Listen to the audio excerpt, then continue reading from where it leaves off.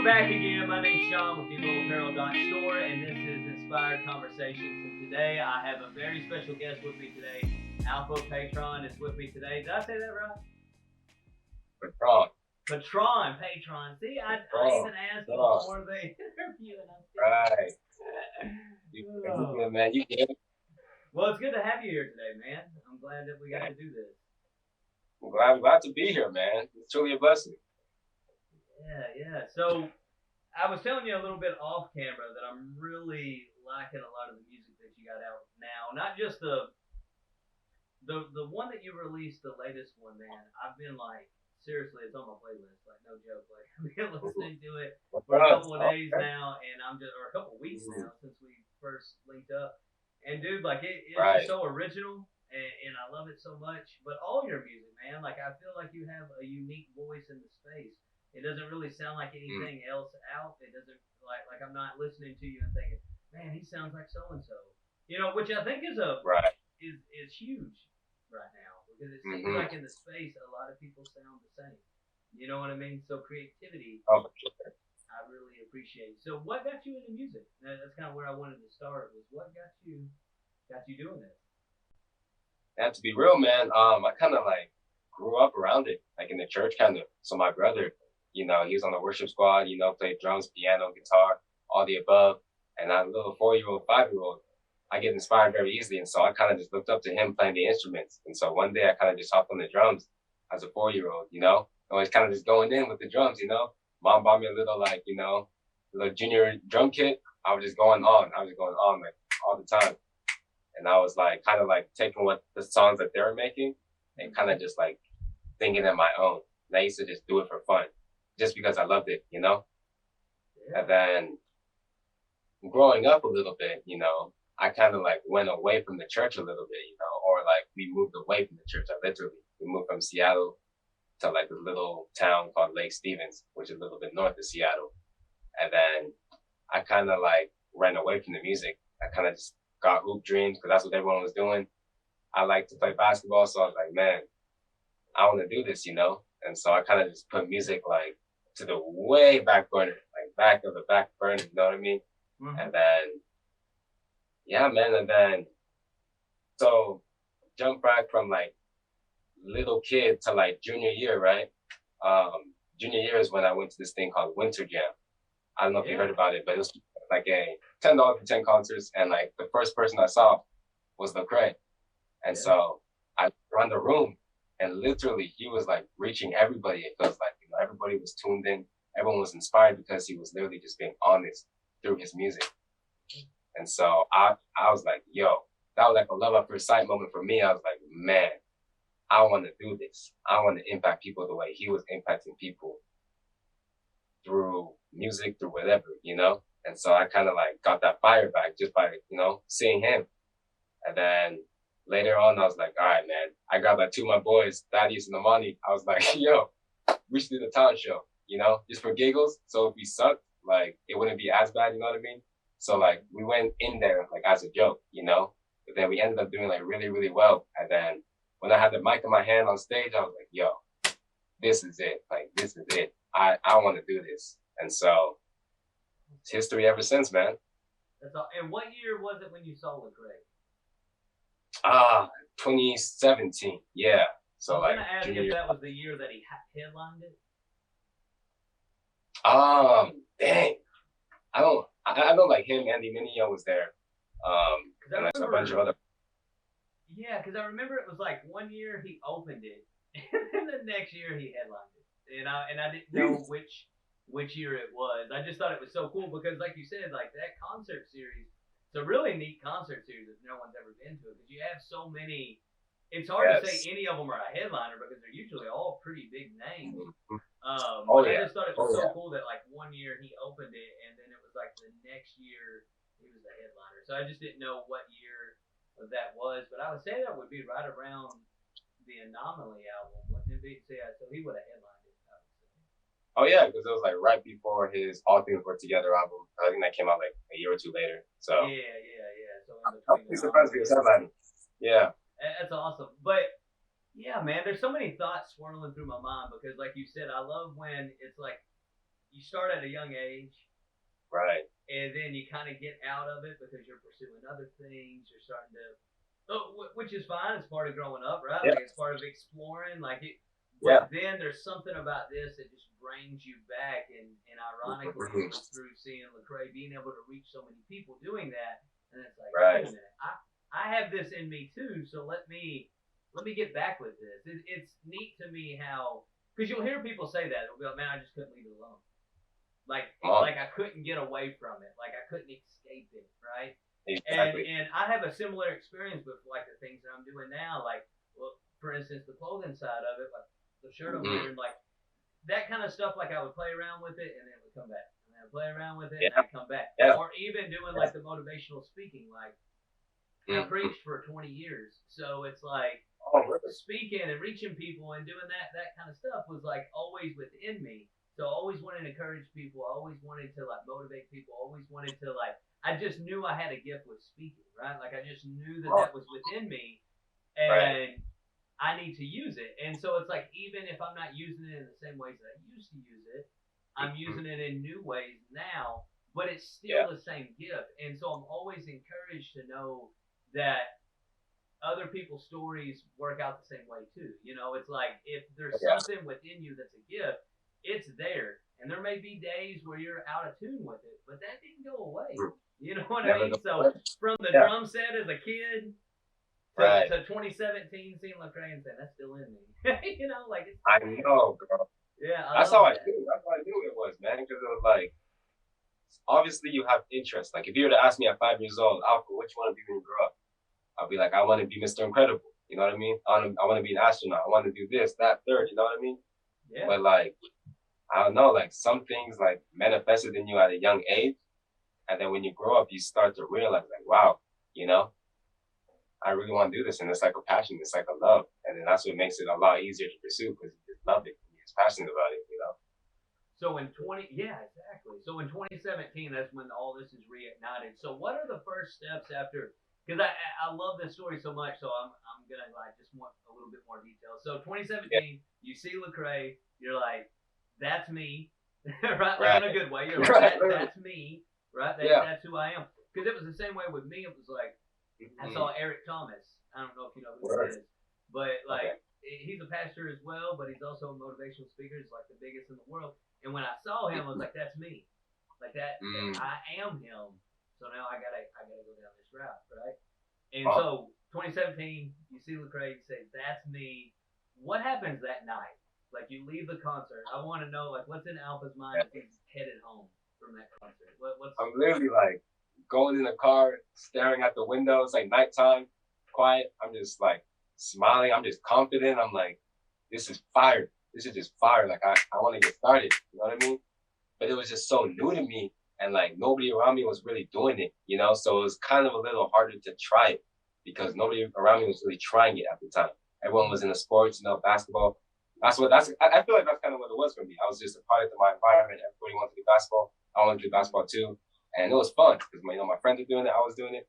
But so I was like, okay, man, I need to see who this Lecrae dude is, man. So I just started going deeper, man. I started listening, Real Talk 2004. I started listening to, his new album. And then I was just inspired with every single track, man. And I was like, okay, let me get my book. And I just started writing after that, That's awesome. Yeah, I wanted to get into your mind that night because I think those are those like aha moments, right? Like the light bulb moment. You can call it all kinds of different things. The turn back moment, like just the moment where you realize like this is it. I found my passion, right? Yeah. And I think there are moments where we find it, but for whatever reason, we allow it to slip through the fingertips as we grasp it, and it just kind of falls out of our hands. But then that moment where it reignites and you get connected with that passion, because I'm a firm believer that your purpose and your passion are intertwined together. Right? Oh, yeah. So if you find something you're passionate about, right, then you can find your purpose within that, meaning that's the gift you've been given, right? Like that's what you've been given to impact the world. And so don't let it stop with you, let it spread through you.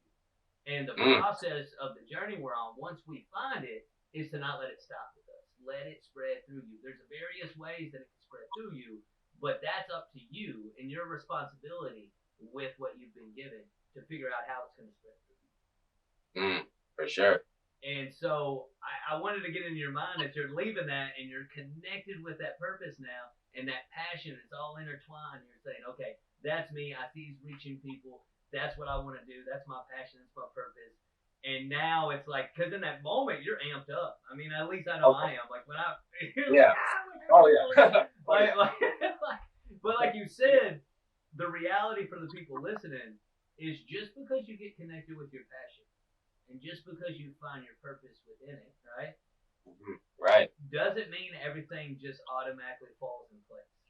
Oh yeah, that's for because sure. you leave that night not having a studio, not knowing anyone who does music, right? Like all you leave with is some thoughts in your mind, and you find a notebook.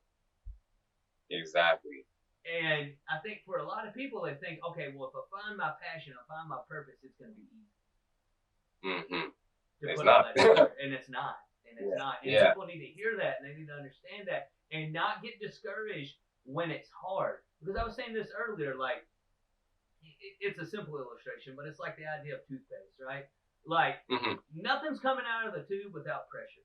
There's greatness within you, but there's pressure that's got to push that greatness out. You know what I mean? I like that. Yeah. And so the pressure is trying to figure out, how do I not let this stop with me? How do I let it spread through me? That's the pressure that pulls that greatness out, right? Because I can never truly be who I'm destined to be if I don't have to work for it, if I don't have to grind for it, if I don't have to figure it out, if I don't have to make a way when there is no way. You know, like all those little ideas and tropes that we say a lot of times, I think sometimes they sound good as quotes, but they're harder to live. And so I love talking with people who are living it. So like you said, you go from that concert that night, there's no one around you that does music, you're writing. When do you go from lyrics on a page to being in a booth and actually recording? What's that process like?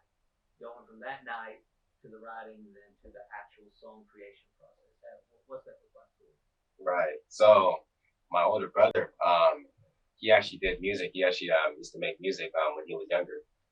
And so he kind of still had his own little studio, but everything was kind of broken and everything was kind of lost because it was like a long time ago. And so all we had was this little $2 microphone with, I don't know if you know the game on the Wii. It's called like Just Sing. So we literally took that microphone from the Wii game, Just Sing, plugged it into the into the computer. And the thing I admire about my brother is that, he can make something out of nothing. And that's pretty much what it was. We literally took that microphone and made my first song, made my first record. And then, bro, it was fun, man. Like when you record for the first time, it doesn't sound like yourself. You start to double think, but like as time went on, I ended up becoming really confident in it and stuff like that, and then released it on SoundCloud to the world. And then with that $2 microphone, you released that song to the world. Yeah, bro. Because I was just like, I was just excited, man. Like, shoot, like listening to that song now, I'm like, wow. Not only like the production was like not there, but like it's everything about it. It just shows growth, And that's what it's all about. Is just growth, People are afraid to start because they're afraid, oh, I'm not perfect, or oh, I'm not like like Drake. I'm not like Future. And so, yeah. Excuse me. Ooh. I love that so much. I just want to jump in here for a second. Like, dude, this is the reason. All right, so we opened up the interview and I messed up your name, right? Even though I asked you right before. The reason I didn't redo that and just say, all right, well, because I could cut it and no one would ever know. I'm going to put that on YouTube. With me messing up your name and your reaction to me messing up your name and all that. And the reason is because I don't want people psyching themselves out. We oftentimes think that everything has to be perfect in order to fulfill our dreams, in order to do the things that we do. We're trying to strive after perfection. We're not perfect. You know what I mean? We're always going to make mistakes, but it's not the mistakes you make. It's not the fact that you trip. It's what you do when you trip. You know what I mean? It's how you bounce back. It's what you learn from it. It's what you do after. it's all of that truly matters. And I think sometimes we're striving after perfection so much that it keeps us from actually ever doing anything about it. Woo. No, that's real. So that's the reason why. So when you said that, I was like, oh, that's it. Because in my mind, I was like, I'm not going to re-say his name. I'm not going to attempt it again. I'm just going to let it ride because it's an example that you don't have to have everything perfect all the time. You know what I mean? Like yeah. And it doesn't mean don't be great at what you do and don't take pride in what you do and don't strive to be the best at what you do. It's just realizing that it's not about trying to seek after perfection all the time. You know what I mean? I'm far more worried about the intent behind what I do than all of. It's kind of like I was talking to someone the other day. I know I just interrupted myself, but I was talking to someone the other day and I was saying it was a debate that we were having. Is it quality or is it quantity? In some things, I think obviously quality matters, right? Like if I'm going to shoot a basketball, you're talking about basketball. If I'm going to shoot a basketball, I want to shoot the right way, right? I don't know how to shoot it. You can tell the way I did this. But anyway, like if I'm going to shoot a basketball or whatever I'm going to do, like I need to make sure that I'm shooting it correct. But if I take 500 shots as opposed to just one perfect shot every week, if I do 500 a day as opposed to one perfect one every day, I'm going to get a lot better at my shot doing 500 a day than one perfect one. And that's kind of my point is like, if you do it the first time and it doesn't sound good, or it's not, you know, like you said, I listened back to it. You know, but at the same time, the more you do it, the more confident you get, the more stability you get, the more progress you make, the more you do it, the more comfortable you get, and before soon, you're doing things that you never done before. You know what I mean? Oh yeah, consistency, man. There's so much in that. I love that. So after the first song, I'm just so interested in this story. So after the first song, then what? Like, how's the progression continue? After this first song, people are just being nice. They're like, "Oh, Alpha, we support you as a person." Yeah, that song's fire.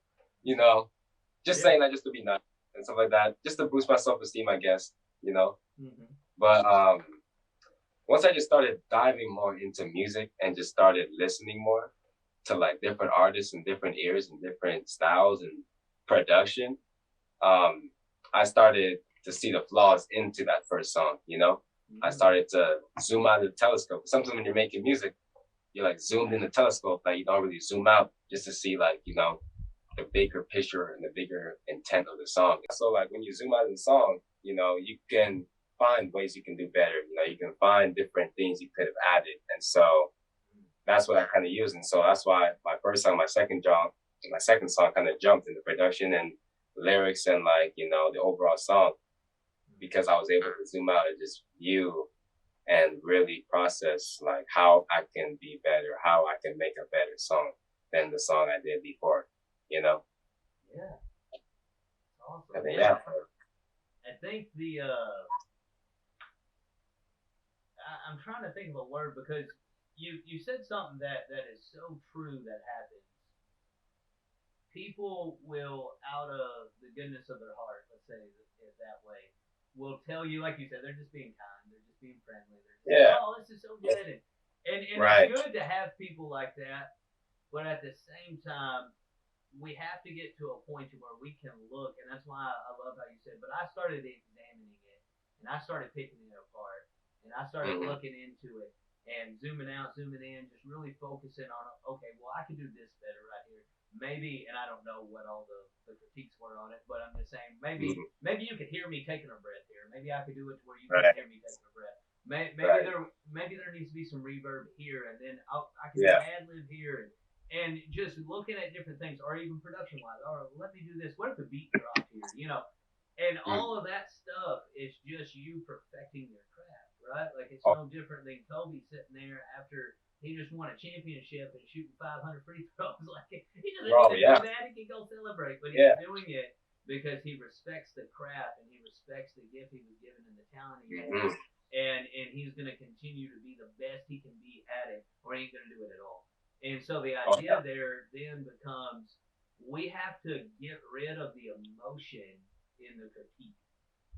Oh Because yeah. oftentimes we emotionalize the critique, right? Like we don't even want to critique ourselves because it's emotional to us. Like as if Oh, there. this Yeah. is validation that we shouldn't do this. Oh, that was so horrible. I Hmm. shouldn't even done it. Let me just turn it Hmm. off. Let me delete it. You know, and it's like, no, Right. you have to get to a place to where you de-emotionalize and you just look at it as facts, factual Oh, based, no emotion. Let me look at this thing and let me just tweak it and get better. I really love that because that shows that, to a lot of people that are listening and watching, that it is okay to analyze it. The thing that I tell people a lot of times is don't overanalyze because you don't want to get it emotional. When we emotionalize things, it destroys our confidence in it. You know what I mean? And then yeah. we start self-deprecating, and then we think we can't do it. And self-doubt's the only doubt that'll ever stop you. It's not the Oh, doubt for easy. anyone else. Yeah. It's the doubt of yourself that will stop you. So you have to be confident in what you do and know that it's your purpose and your passion. So it's really awesome that you were able to do that after your first song, to start just analyzing it and picking it Yeah. apart and in a way that's making you better and not making you feel like you shouldn't do it. I think Yeah. that's I mean, I think like one thing, I feel like every artist, every person actually, you just gotta surround yourselves with realists. Surround yourselves with people who will tell you, nah, man, that ain't it, or who will tell you, try doing this, or to make you better. You can't be around too many yes men or yes women. You gotta surround yourself with people who will tell you the truth. Because I mean, like, sure, it can be hard to hear the truth sometimes. Because when you put your heart into something, especially music, it's like a baby to you.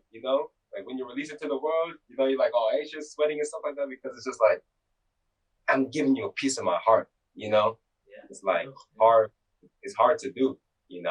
But when you have like people around you, like a good circle, sheesh, like the process is a lot smoother. Awesome. Yeah. So after you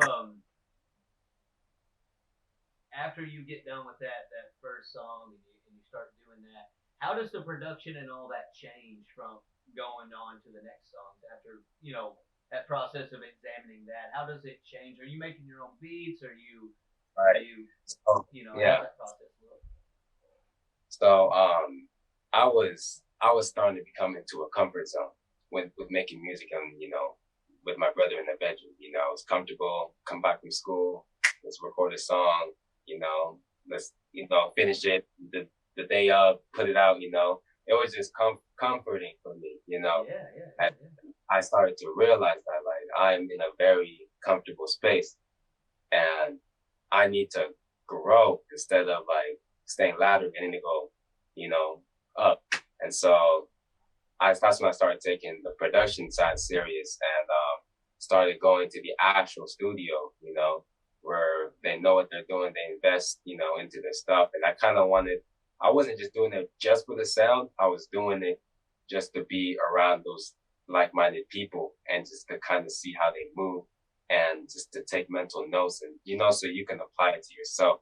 And so I started doing that maybe like a year after I did my first single, To Be Real With You.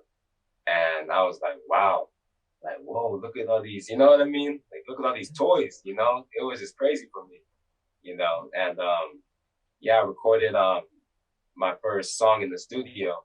And that was the first song I put out on Spotify and Apple Music and stuff like that. And I just kept going. I kept being consistent, kept going, kept growing. And then as an artist and as a person, I started growing as well. That's awesome. I love how in the journey, like you said, you start to get to a point to where you're like, okay, I want to move out of this comfort zone.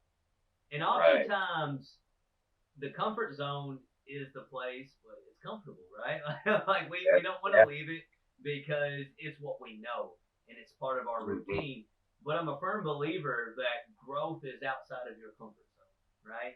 Like you're not gonna grow if you're in your comfort zone because you've already grown. It's become comfortable because you've grown into it, right? So the only way that you can grow now is to get outside of that. And so your next level is outside of your comfort zone. So you got to do those things that are uncomfortable. And for people that haven't done music, really uncomfortable to go from a home studio with your brother into a Yeah. professional studio where you're Right. wondering if these people are thinking this guy's not good, or you know what I Yeah. mean, or he doesn't Yeah. know what he's Oh, huge. doing. Like, you know, Right. that's a big step to go just from that alone. But then I love how you mentioned not just that you needed to get out of your comfort zone, but that you wanted to get around people to get the mindset. I want to know how they think in the studio. I want to see their work ethic in the studio. I want to see that they go to this device to do this thing. I want to learn what they're doing as much as I want to get a better sound and all of that. It wasn't just about, oh, I need professional sound. It's no. I Yeah. need that professional mindset. I need Come to on. know how they move Yeah. and how they work. They do this Yeah. for a living, and this is what I want to do for a living. So I got to figure out what they're doing over there. You know what I mean? Like that Oh, to me yeah. is really interesting because I'm a firm believer. We hear it as kids, and we kind of just throw it to the side. And I say it all the time on this show, but like you do become the people you are around. That is Easy. 100% facts. Oh yeah. And Oh we yeah. think that it's our parents lying to us that when we're kids, Yeah. they're like, you don't need to be around that crowd. And it's like, oh, no. But it's like, you really do become the people that you allow into your life. That inner circle, those people that have that influence on you, you start to develop and become like them, right? And so, Yeah. even if you hang around, I remember as a kid when this clicked in my mind, I was living with this family from my home church at the time. I was like 16 years old. And the guy, the husband, would always say, and that. Like, it was just like this little, like, word pick. You know how some people just have different things. So when he prayed, he would always say, and that. Right. And, you know, like, when some people pray, they're always saying, like, Father 1,000 times. You know, like, bless us, Father, Father, would you please, Father? Hey, Father, could you, Father? You know, it's just. And so he always said, and that. And I remember as I was praying one time, I started saying, and that a lot. And I was just like, I'm doing that because I hear him do that all the time. You see what I'm saying? That's when it clicked in my mind that even though I was 16 years old at the time, 15 years old at the time, even though I had been living enough years to have my own mind and my own personality and all those different things, I was still impressionable. And that never changes. Like, we become the people we hang around, and our inner circle has great influence on us. So I think it's awesome that you were using that to further develop yourself. It's like, not only do I know that growth is outside of my comfort zone, I'll also know growth is in this set of people. So let me get with them. Let me go there. And yeah, that's awesome, man. I love that. Oh yeah, for sure, man. Just like being around people who are like better than you in a sense, you know, people who do it like all the time, people who work with the big name people who work, you know, and just like dissecting, you know, little things that they do, you know, how they talk, how they move. It really, really was beneficial for me as an artist and even as a person. So it's been great ever since. Yeah, I love that. I love that, man. Like, so when does it click in your mind? Now, I guess we've already talked about this a little bit, but if I'm recalling here, you're still in high school in 2017, correct? Correct. Okay. So when does this become the idea that this is going to be your career? Is that in 2017 when you see the Lecrae show? You're like, this is my career, or is this at this point you just know this is just a passion? I mean, is there a moment where it clicks over that I'm not just going to be doing this as a hobby, and this is going to be like my plan for life, or like when does that switch happen, or is it on that night? Shoot, that's a good question, man. It kind of was on that night, to be real with you. It was definitely like, wow, I want to do this, you know? Like, I see that. And then when I started diving in more, it started becoming more fiery. I started becoming even more passionate every single day, you know? And so seeing him do his thing kind of inspired me myself. And so when I started putting out more music and one thing I respected about Lecrae was he was vulnerable in his music, you know? Yeah. Me at the time, I wasn't vulnerable to my friends. I wasn't vulnerable to my family. I wasn't really vulnerable to sometimes not even to myself, you know? But music allowed me to open that gate, allowed me to open my heart, open my mind. And I feel like that's what people really related to to my music and stuff like that. And so people sending me messages, people sending me phone calls, people talking to me, you know, on how that song or how, you know, that album really impacted them personally. Like, oh, you know, like my auntie was going through something, and I kind of listened to your song Grateful, and it just made me realize, like, wow, it's easy for us to complain, but like we really should thank God we have breath to complain with.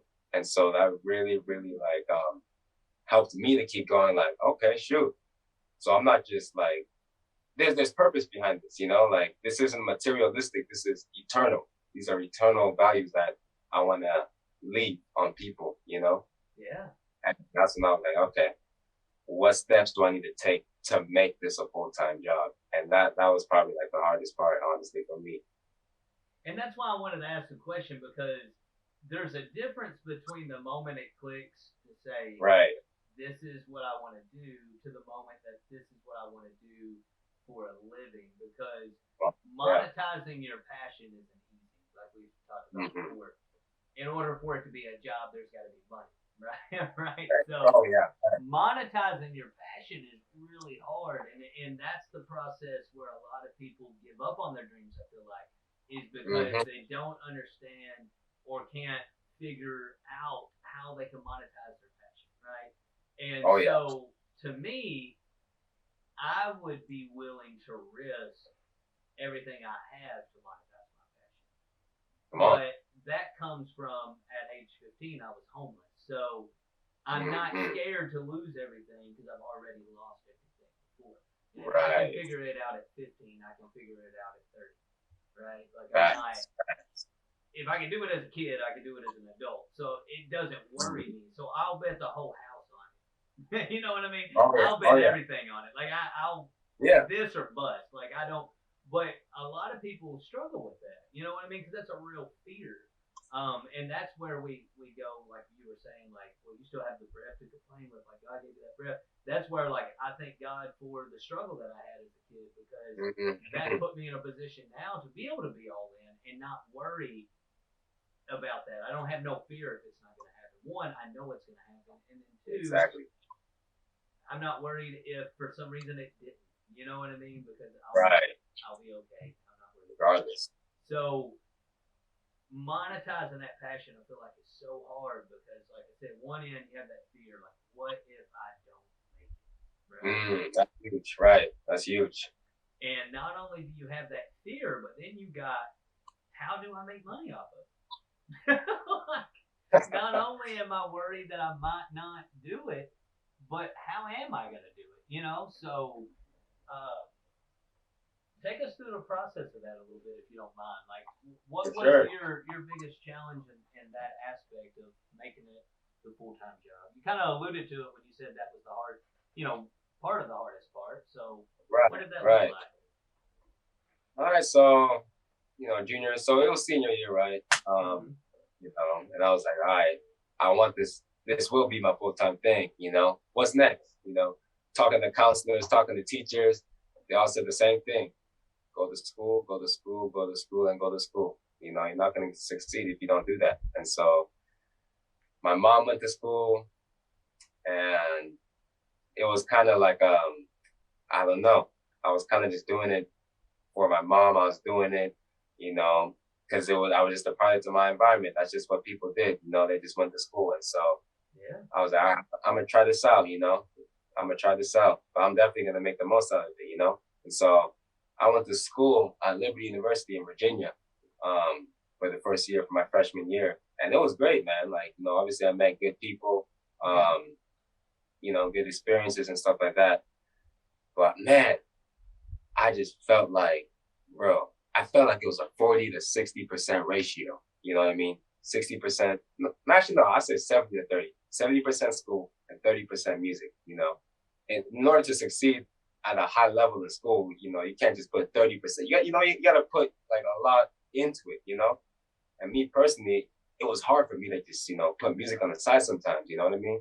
And so I just had to make a decision like, yo, I don't want to go 4 years and think, what if I would have put 110% into my music? Like the what ifs, like that's just like, that's just a really, really hard thing people go through. They'll start going in their bed, staring at the ceiling, like thinking, what if? That's horrible. Like I'm young, I'm ambitious, I'm passionate. So, and I was confident, I was confident because I had God, I had peace from that. I had peace with the passion. I had longevity in the passion. I had purpose through the passion. And so with those factors right there, I was like, okay, let's make this a full-time thing. And so I just started educating myself. I started treating my career like it was my job. I started watching classes. I started watching, interviewers, people like people, not just in the music, but people who have the entrepreneur mindset. And I kind of applied music through that. And I just learned like the reason why it's harder to be an entrepreneur is because like literally you have to keep yourself accountable for everything you do. You have to keep yourself accountable. Keep yourself accountable for learning the stuff. Like you know what I mean? Like when you're in class, you got those reminders like you gotta get this in by tomorrow. But when you're entrepreneurial, you make that schedule for yourself. You know what I mean? You set the deadline. No one else is coming. No one's coming. And that's one of my favorite. Yeah, that's one of my favorite things to say. Is no one's coming. If I don't do the things that I'm supposed to do, no one's coming, and no one's gonna do it for me. And I remember when I made the switch to working for myself. I remember I had my friends who were like, "Dude, that's so cool that you're working for yourself now. You make your own schedule." And I'm like, "Man, I work harder now and more hours now than I ever did for anyone else. And if I don't, I'm gonna fire myself. I'm gonna go get a regular job, and I'm gonna know at the end of the day it was because I couldn't handle it. You know what I mean? Like holding yourself accountable to that degree to be like, I'm gonna fire myself the same way someone else would fire me if I show up late, if I wake up late, if I don't get that done, if I don't. I gotta hold myself accountable to that degree. And like I said, that's where it's really hard, and that's why I want to get into that because it's really hard to hold yourself accountable. Because it's easier when we have another human being doing that for us. But if we can become that person, we can become that human that holds us accountable. We realize that we're serious because oftentimes what it is it's in some ways it's the double standard, right? Like it's easier to hold someone else accountable than it is yourself. It's always easier to point the finger. It's always easier to be like, man, they don't ever do what they said they're gonna do. Right. Do you? Because you've been saying you're gonna do this for a year and you haven't. All you do is say that you're gonna do something about it. You know what I mean? And so that was the conversation I had with myself right before I took the plunge. Like, what are you doing? You have these dreams, you have these goals. You keep saying you're gonna do it, but like you said, you can't do it if you're giving 20. You can't do it if you're giving 30. You can't do it if you gotta be all in. And when you look at the trajectory of the people who make it, it's the people who made it because they had no other option. It was this or bust. And it's the idea of burn the boats, man. It's the idea of like no backup plan. We hear it all the time. Like you got to have a plan B. Don't put all your eggs in one basket. But the people that I see that make it are the people who had all their eggs in one basket. It goes against what we hear, as the safe plan. So, not to interrupt you, but man, this conversation's good, so it's hard for me to stop. I'm just like, I gotta go in. Oh no, I feel you. You gotta keep going, man. Yeah. But no, I agree with you, man. Like people are like, all right, plan A, make music. So what's the plan B? I'm like, bro, the plan B is to make plan A happen. You know what I mean? Yes. That's it. It's just nothing. And like I know through this, kind of like what you said, it's gonna branch out into other things. You know what I mean? I want to be a bridge for other people. I want to help other people. Kind of going through the same thing I was going through, just to make it easier for them in terms of knowledge or in terms of, a hand or an alley-oop, whatever it is. You know what I mean? And so I think that's very, very important. Like-minded individuals, just to not be so on their own, but we're in this together. You know what I mean? Like I'm feeling the same way you're feeling. I kind of went through the same thing you're going, and like you're not alone.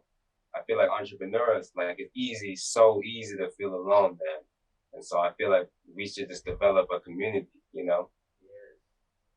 man, I love that. I so much.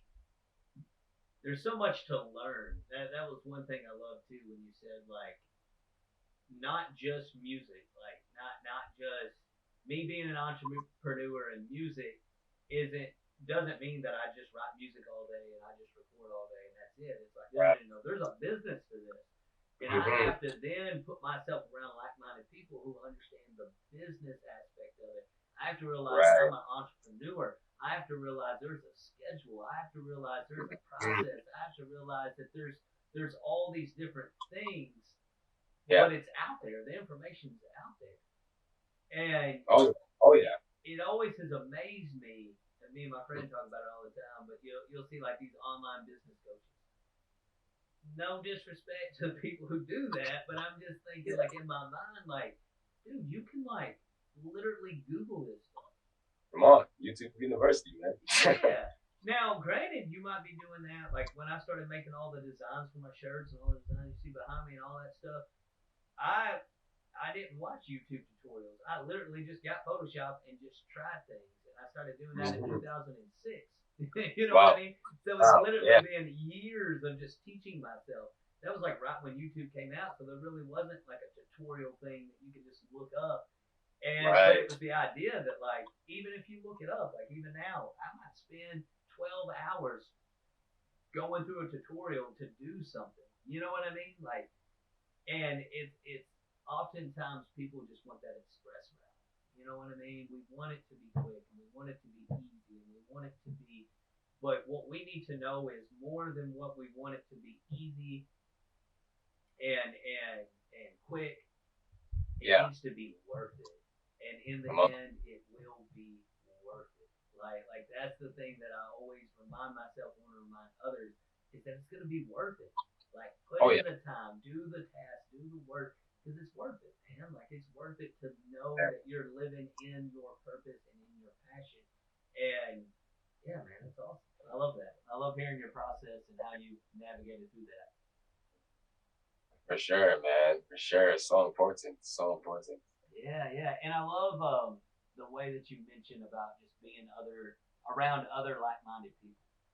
That to Oh, me very. has probably been because I'm in about a year and a half going, or maybe a year going down this journey of doing Yeah. what I'm doing now, and it develops, right? So like when I was doing this last year, it's not like it was now, right? Like even doing this inspired conversations or any of the things that I'm doing now, it just started with Yeah. the shirts. That was it. You know what I mean? It's just a Mhm. t-shirt thing, and now it's developed into so much more.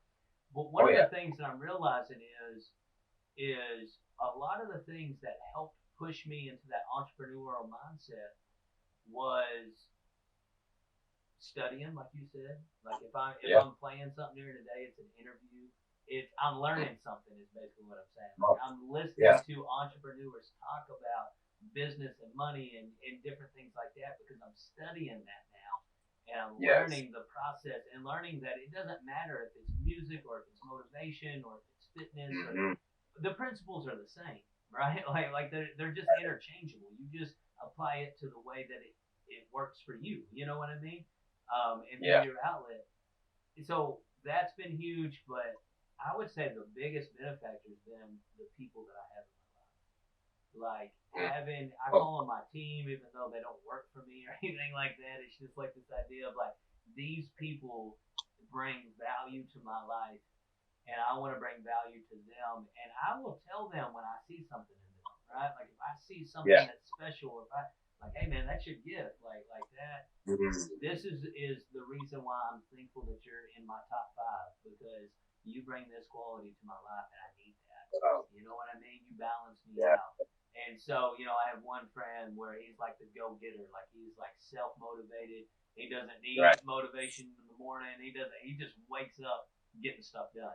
Right? Like he's that Yeah. dude, Yeah. the go getter. I have another friend who's extremely creative and so like if you like just Mm-hmm. like wildly creative and talented. Like he can paint, he can do music, he can like it's crazy what this guy can do. And then I have another friend who is just like super confident and so that confidence is something that I learned from him. And so it's just like Wow. everyone's Very bringing these awesome. different things Yeah. that are helping me But because I have a mindset for what I want to do, Mm-hmm. I'm applying it to that. Does that make sense? Oh, easy. Yeah. Where before I would just be like, oh, I like these people. You know what I mean? But Yeah. now that You I'm have focused on my craft and I'm focused on entrepreneurship, I see how that applies to my business. You know what I mean? I see everything through that lens. I see everything through the lens of me being the number one motivational brain in the world. You know what I mean? exactly. I see And I that love how you lens. said like I love how you said how you let them know. I feel like one thing us as men in this world, it's kind of hard for us to vocalize about how we actually feel about people. You know what I mean? Yeah. Like I feel like one thing the devil can't take away, he would distract. So like if I see you every day, you know what I mean, for 2 or 5 years, I never tell you how much I appreciate you. I never tell you, man, you're a real good talker. Man, that's a gift you have. Or man, I really appreciate you in my life. You know, there's gonna be a moment in time when something might pop up, you know, and because I haven't told you how I felt, or maybe because I haven't vocalized it, you might think otherwise. You know what I mean? You might not think that, oh, maybe he doesn't really mess with me. Maybe he, I'm just here for a season, Those thoughts start coming into your head, Yeah. but like vocalizing like what you said about intentionality and that's how you feel about people, like, sometimes even your family, sometimes even your friends, your peers, just like showing that light to people is just so, so important. So I'm really happy you said that. Yeah, man. It's funny, man. Like I feel like we could go on for a long time because we have very similar mindsets, Yeah. and I'm enjoying this Mm-hmm. conversation. So it sparks another thought, and it sparks another thought. But Right. one of the things that I've realized, and it's not, it's ironic that it's my gift too. There's a couple things Mm-hmm. I want to say. One, I am a byproduct of what you shouldn't do with words, right? Yeah. Yeah, Okay. like I was abused with words, and other forms of it too, but definitely with words as well. And so that showed me what not to do with your mouth, right? Mm-hmm. Because Gotcha. that tears people down. So Right. it makes sense that my gift would also be to build people up with words, right? To That's encourage great. people, and so Yeah. I just want to speak life, and I Mm-hmm. feel like you never know. Life is a series of moments, and you never know when that moment's going to become a memory. Some moments last your entire life, Right. other moments last minutes. But at the end of the day, they will become memories. So since I don't know how long these people will be in my life, since I don't Mm-hmm. know how long, because it might not even be these people. Like even talking with you, like the first thing I told you was how I felt about your music. You know what I mean? Like I didn't even get into the like right when we got on the call, which is like, dude, I Right. gotta tell you this. Like your music, like I really enjoy this, and it's genuine. And the reason I want to do that is because I don't know how long the moment's gonna last before it becomes. Wow. So I That's want to beautiful. soak up and use every bit. If it was a sponge, I want to wring the moment out every time I have it. Because Mm-hmm. I don't know how long it's going to last. And I don't know what that moment's going to do for the next person either. Me telling you Oh that, yeah. or me telling my friend that, like, they may not know that about themselves. You know Come what I on. mean? Like if I Come tell on. my friend, like, dude, your confidence is so infectious, and I love that, man. And he might, when I told him that, he's like, I don't feel like I'm super confident. I'm like, bro, you are. Like, let me show you this example. And Right. now he can Right. walk in that gift. I believe, and I've said this before on the show too. There's a couple of things that always come up, but I really believe this: you can never use your gift the way you're supposed to use it if you don't recognize the magnitude that you've been gifted with. So a lot Mm-hmm. of times, especially me growing up in the church, and this isn't a bash towards the church, it's just the reality of what I was in. You got to remember, Yeah. insecure kid, right? Because of Right. the words and all that. So I have insecurity. But then on top of that, I'm supposed to be humble. And oftentimes humility was taught to me as self-deprecation, right? So like Man. someone says, "Hey man, that was awesome," you go, "Not me," you know. And now I say, no, it was awesome. It was Oh, awesome because it's a gift. You see what I'm saying? It's like I oh, don't deflect or rob glory by recognizing the magnitude of my gift. Actually, I give more because I'm recognizing it's great. And if I recognize it's great, I can walk in it that way. But if I don't exactly. recognize it's great, I won't walk that way. So I won't ever use it the way it was supposed to be used. Yeah, that's really good, bro. That's really good. That's real too. So that's the reason why I feel like it's so important to share those things with people. That's why I love you were mentioning how you really like that because, like, you're right. Like as men, we kind of shy away from intimate conversation like that. You know what I mean? Like some real talk, like emotional kind of stuff to be like, dude, I Yeah, recognize that in you, you know, and but it's so true because like if you don't recognize the power of your gift, you're never gonna use it that way. And so it was funny because when I told all my friends that, most of them didn't realize that that was that way for them. You know what I mean? They were like, hmm. dude, I didn't know you seen that in me. And I was like, yeah, yeah. In fact, I do, and Wow. it inspires me daily, man. Like when I feel like I need to be more creative, I call my creative friend. When I feel like I need to be more confident, Yeah, I call my confident friend. You know what I mean? Like because beautiful. it pours into me. That's beautiful, man. I Yeah, love that. yeah, I dude. love that. So I was getting that from your journey. Like I love how you're saying that's kind of the path that you're on is to be around. So one of the last questions I want to ask because I know that like we'll have to do another episode if you're down for it, man. Because Yeah, this let's could do it. easily be like 3 hours, and I don't know if you have that Oh, kind of easy.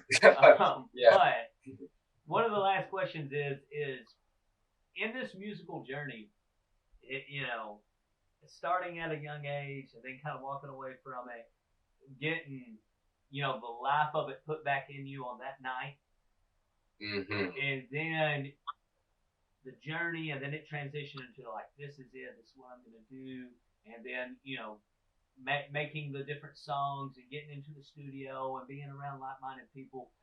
How has the creativity came like how has the creativity developed? Because I feel like when I'm listening, like I've told you before, like Summer's Delight, dude, like that song is so creative. Like it is, there is so much creativity in that, and I want to stress that and keep saying that because it is so creative. So how Sure. does that creativity come into there? Like once again, is that something that's just kind of been like a natural gifting to you to be creative and think outside the box? Is this developed just from studying the craft, like you were saying, or being around different people? Like, how do you Yeah. create a song like that? Is what I'm It's gonna sound super simple, but that's pretty much what it was for me. It was just an experience in life, man.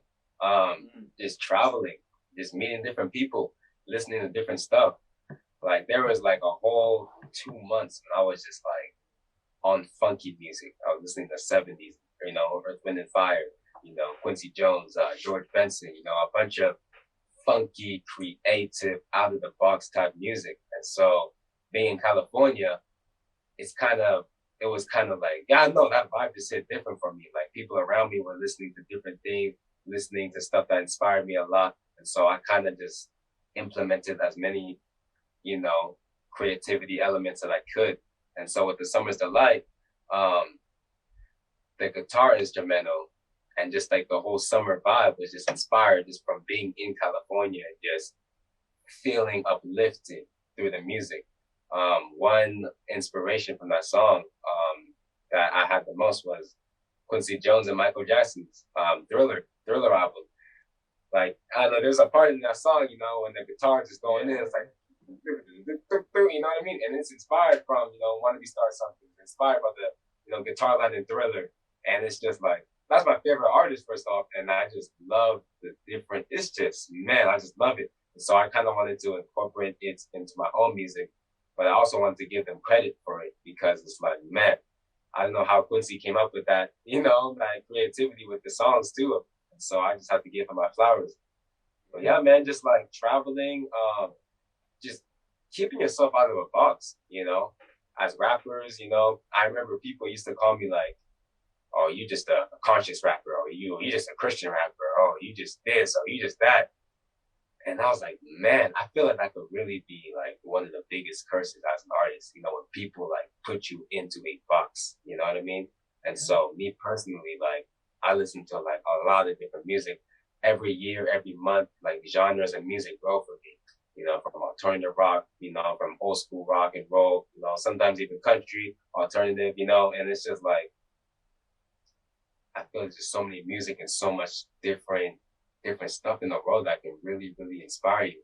And so with the Summers to Life, that was probably like the first record where I was like straight singing for a whole record. Because usually like, I'm rapping, doing my thing. But this one I was like, man, I just want to try something new. Probably like a bar I said in the song too. I was like, man, I just want to try something new, Yeah. And so I just wanted to sing. I just wanted to add funky elements. I just wanted to add some guitar, some trumpet, like a lot of different things. And so I feel like that's what really can make people different. Is just to get out of the box and just think outside of it and just look at different things. People, sometimes have pride. They're like, oh, I only listen to my music and that's good enough for me.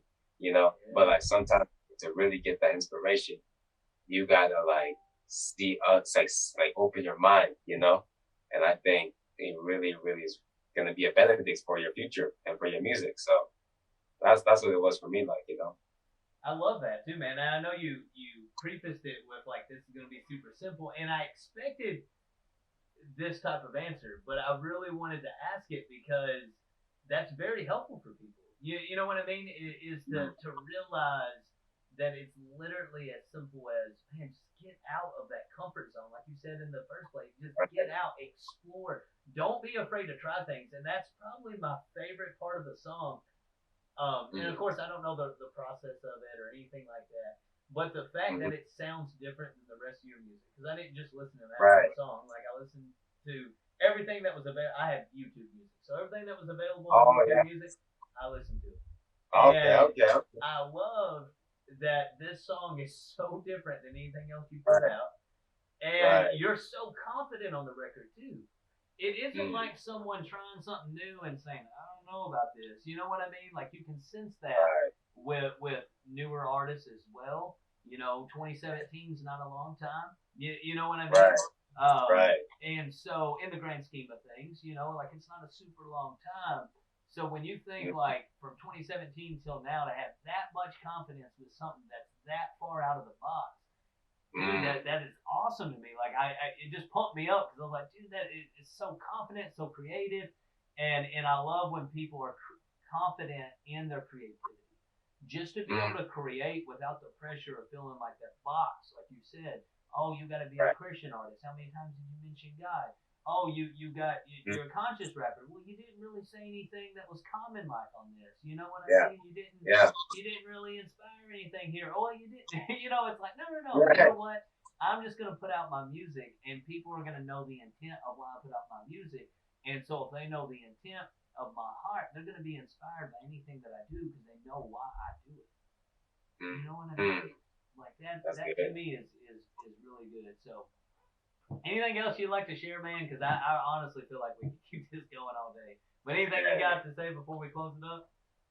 Man, bro, I just want to say I appreciate you for, interviewing. Like, this is really dope, man. We should definitely do this more in the future, man. I'm just glad we were able to do this, Yeah, man. I definitely look forward to what we can do and create and collab and different things like that. I couldn't pay my dues. Ooh, I had to try something new. Come on.